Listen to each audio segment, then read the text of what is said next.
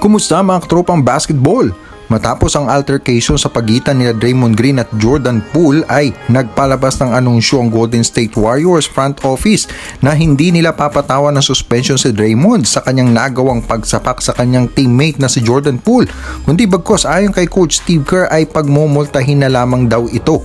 Patatandaan na sa isang practice ng Golden State Warriors ay napabalitang nagkaroon ng pagtatalo sa pagitan ni Draymond at Jordan Poole na nagresulta sa pagsapak sa mukha ng pangalawa na agad namang inawat ng kanilang mga kasama.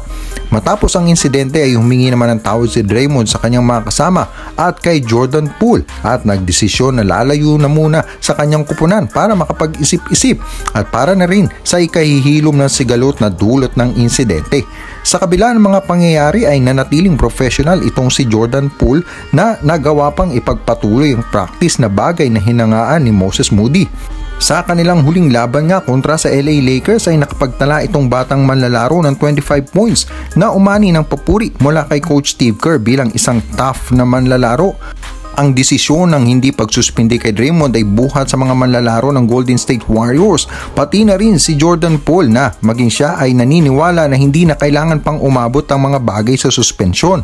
Malaki din ang naiambag pangunahin ni Steph Curry para sa healing process na nag-organisa pa ng pag-uusap para sa ikaaayos ng kupunan at maging si Kevon Looney na pinuri din ni Coach Steve Kerr dahil sa kanyang pagiging positibo at pagbibigay ng mga moral na payo sa gitna ng mainit na sitwasyon.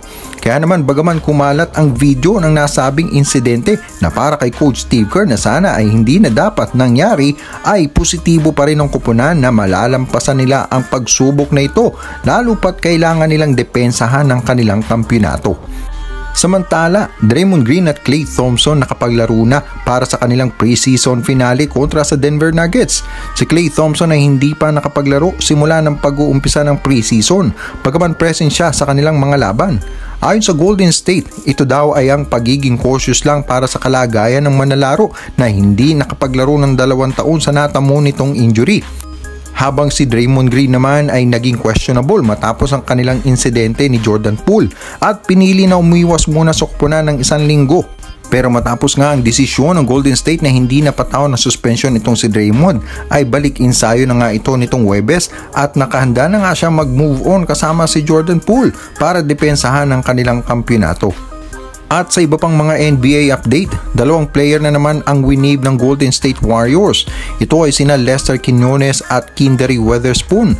Si Quinones matapos maging undrafted ay pumirma ng 2-way deal sa Golden State nitong July at may 2 appearances nitong preseason kung saan ay nakapag-average ito ng 5 points, 1.5 rebounds at 1 assist sa 10 minuto na average nitong paglalaro.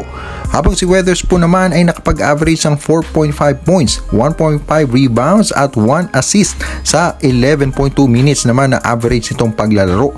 Maganda ang performance nitong manlalaro sa G-League affiliate ng Santa Cruz Warriors na kung saan nakapag-average ito ng 25.3 points, 6.7 rebounds at 3.1 assists sa 20 regular na season na paglalaro nito. Hindi biro ang mga numerong ito na sigurado na maaaring makatanggap ng mga offer bilang isang 2-way player sa NBA.